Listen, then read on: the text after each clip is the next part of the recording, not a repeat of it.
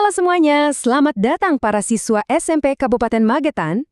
Di bedah materi kita kali ini, kita bakal bongkar rahasia, ya semacam kekuatan super lah buat manajemen data di spreadsheet.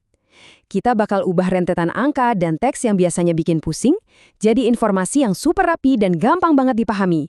Langsung aja yuk! Coba deh bayangin situasi ini.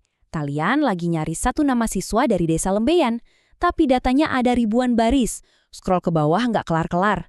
Atau yang lebih horor, pernah nggak sih kalian bikin rumus VLOOKUP, udah capek-capek, pas ditarik ke bawah malah error berantakan?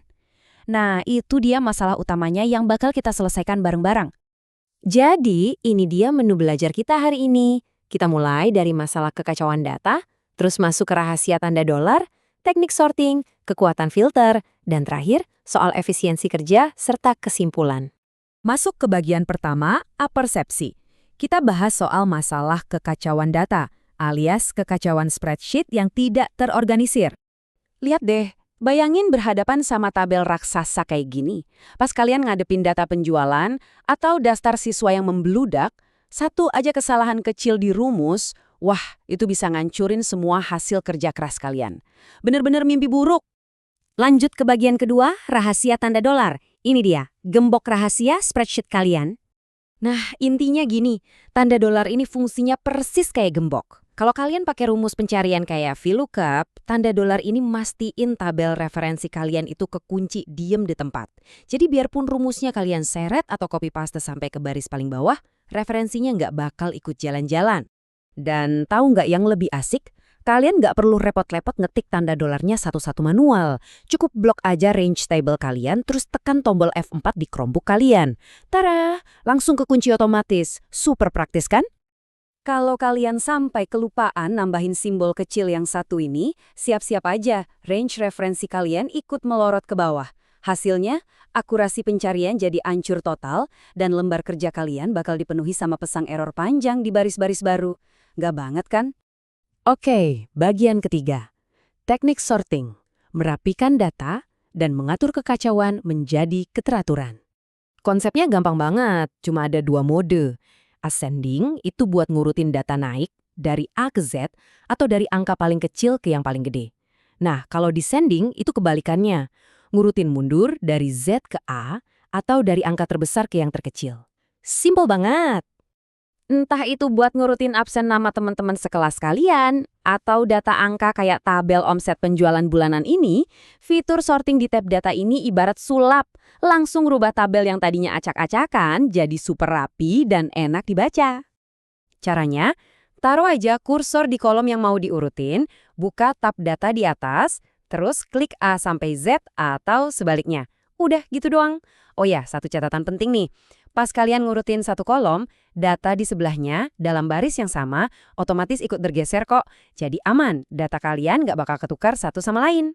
Masuk ke bagian keempat, kekuatan filter.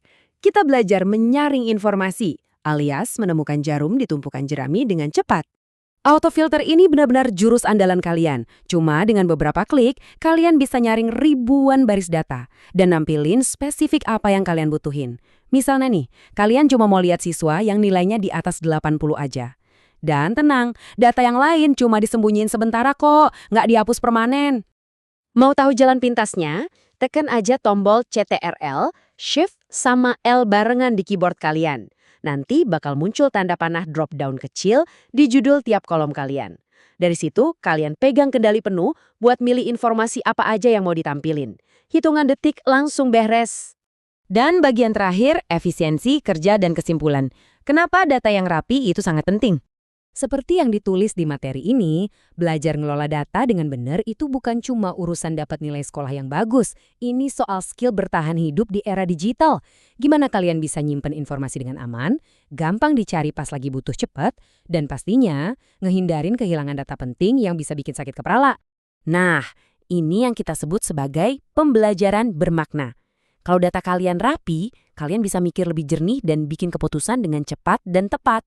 Percaya deh, skill ini bakal terus kepake. Gak cuma buat tugas sekolah sekarang, tapi sampai ke dunia kerja dan karir kalian di masa depan. Coba sekarang kalian perhatiin tabel rubrik ini sebentar. Tanya ke diri sendiri, kalian udah ada di level mana nih? Udah nyampe level relational belum? Di level paling top ini, artinya kalian nggak cuma jago ngefilter dan ngesort, tapi udah ngerti betul gimana ngegabunginnya sama gembok tanda dolar tadi. Kombinasi maut buat analisis data yang akurat.